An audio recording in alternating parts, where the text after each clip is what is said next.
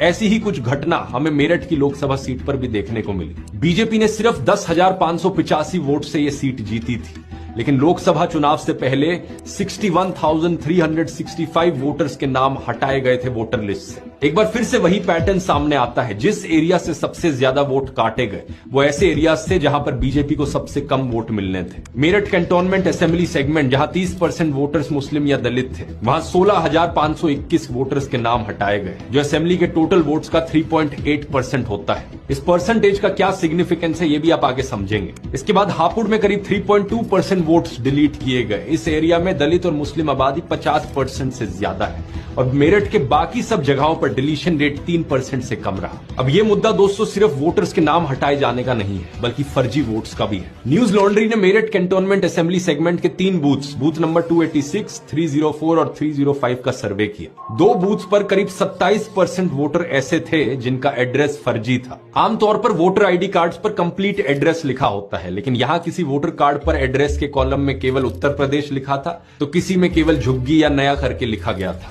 Booth number 305 पर 240 voters ने अपना एड्रेस RHA कॉलोनी डाला हुआ था, लेकिन ऐसी कोई कॉलोनी वहां पर है ही नहीं। यहां के पोस्टमैन विकास चौधरी ने भी बताया कि हजारों नए वोटर कार्ड्स उन्हें फेंकने पड़े क्योंकि उनका एड्रेस ही नहीं मिला। बूथ लेवल ऑफिसर्स का कहना है कि हर साल इन फेक वोटर्स का नाम डिलीट करने की रिक्वेस्ट आती है, लेकिन डिस्ट्रिक्ट एडमिनिस्ट्रेशन ऐसा करने से मना कर देता है। एक और इत्तेफाक की बात देखिए, पिछली इलेक्शंस में इन तीनों बूथ्स पर ज्यादातर वोट्स सिर्फ बीजेपी को मिले थे। बूथ नंबर 304 की BLO पूनम अग्रवाल ने कहा कि लोकसभा चुनाव से पहले डिस्ट्रिक्ट ऑफिशियल्स ने उन्हें नए वोटर्स के रजिस्ट्रेशन वाले फॉर्म 6 पर बल्क में साइन करने का ऑर्डर दिया। उन्होंने कुछ ही दिनों के अंदर 1800 से ज्यादा फॉर्म्स पर साइन किया, जिसके बाद इन नए वोटर्स का नाम वोटिंग लिस्ट में डाल दिया गया। यह भी करना रूल्स के खिलाफ है। पूनम का कहना है कि पहले वो फॉर्म 6 पर साइन करने से पहले प्रॉपर वेरिफिकेशन करती थी कि ये कौन है वोटर, सही एड्रेस डाला है, फॉर्म सही से भरा है कि नहीं। लेकिन इन वोटर्स के लिए उन्होंने ऐसा नहीं किया क्योंकि ऊपर से ऑर्डर्स आए थे। कोई भी रात के 8 बजे ऐसे सैकड़ों फॉर्म्स लेकर आता है और इन्हें साइन करना पड़ता है। इन्होंने कहा कि ये इस डर में है कि अगर इन्होंने साइन नहीं किया तो मुसीबत में पड़ सकती है।